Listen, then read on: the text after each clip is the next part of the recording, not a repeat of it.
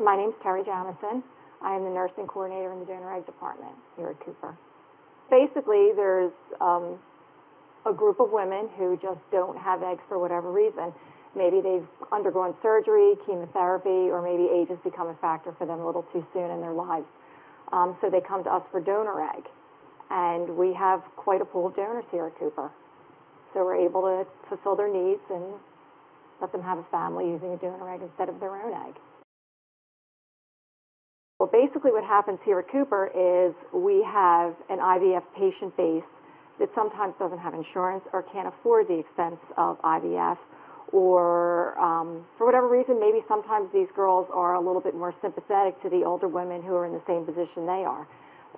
Usually these are girls that need IVF because they may have a tubal factor, infertility, or maybe they've had ectopic pregnancies and their tubes are destroyed, or maybe there's a severe male factor and some additional work needs to be done with the sperm. Only way to do that is through IVF. So these girls will go through the IVF process. At the time of retrieval, they keep half their eggs, they donate half to a recipient. In return, the recipient pays for their IVF cycle and all their medications. It's a basic win-win situation. It's a very successful program. Not very many. I have heard that there may be one or two on the West Coast. This process is limited, and there are very few clinics that offer this, so we're proud to be one of them. The doctors make this place special, especially Dr. Check. Dr. Check is probably the most intelligent, the kindest, and the physician with the biggest heart that I've ever met.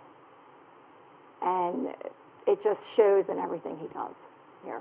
Very caring, very generous, very kind. And the other physicians are wonderful as well.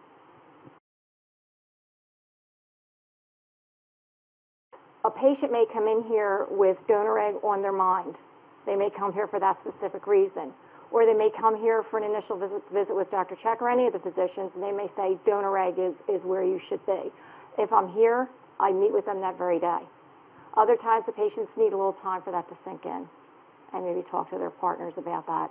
And then they'll call me and they'll come back in, or we'll do a telephone consultation if they're out of town or it's not convenient for them. But sometimes they meet me immediately. We're in a building right across the way, so Dr. Check brings them over, they sit down. Sometimes a recipient will come in and just need some information. We'll give them information packet, talk about the process with them. Other times they'll come in their very first visit and they'll pick a donor actually. They'll sit down, they'll say, okay, I understand the process. How can you help me? I want to walk away knowing that I'm moving forward today. So then we'll actually sit down and go through what is important to them in a donor, what would be their perfect donor, and then we narrow it down that way, and we'll pick them a donor. Call the donor while they're here, and we'll get the process started. From beginning to end, the process can take as little as 8 weeks. It is amazing. How would I determine if someone was a great donor? We spend a lot of time with these girls. It's not a simple question. It's a long process to determine that somebody is a good donor. There's a lot that goes into being a donor. They go through a lot. They have a screening process that would make anybody step back and question whether or not they actually want to do this. They go through physical after physical, screening after screening, and it's not the type of physicals that you would expect when you go to the physician or the type of screening that the doctor would ask you. We're looking for signs of infectious disease, high-risk behaviors, and we want to get a feel for if these girls are really into this because that's what they want to do. We want to make sure they're not being coerced financially, which is very important. And then we sit down and we talk to them and we let them know that you're going to be here a lot. You're going to be our new best friend for the next few months while you're going through this process. We're going to do lots of bloods and lots of ultrasounds, and we're really going to interfere in your life, and it's not going to be simple. And if you still want to do it, we're going to hold your hand and walk you right through this process. We have a very good relationship with all our donors. Absolutely. I want them to be able to call me. I want them to call me with any problem or any question. I want them to feel like there's no question that's a stupid question. I want them to feel comfortable. That's most important. The donor's just as important here as the recipient is. The recipient first comes to us as our patient, But the donor is more than somebody that gives us an egg. The donor is our patient too. And we want them to be comfortable with what they're doing. And we want them to be proud of themselves for doing it, because we're grateful, the recipients are grateful. It's an incredible program. It really is.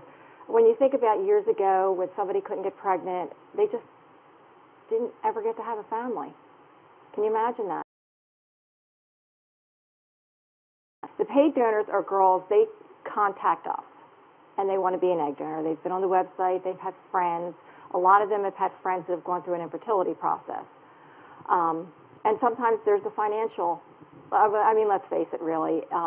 They can be as giving and kind as they want, but if there was no financial compensation, there really wouldn't be anonymous donors that just came in and donated their eggs, because they go through a lot. They deserve the compensation.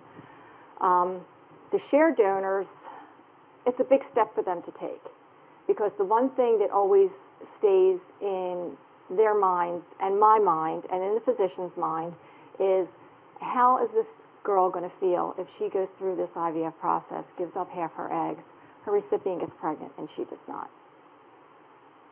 And a lot of times going through the IVF process is diagnostic as well as it is them actually getting pregnant. If you never go through the IVF process, there's a lot of information you never get.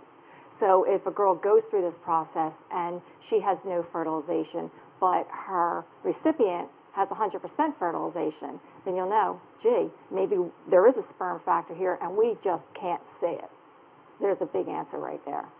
Sometimes all factors look perfect and you don't get fertilization.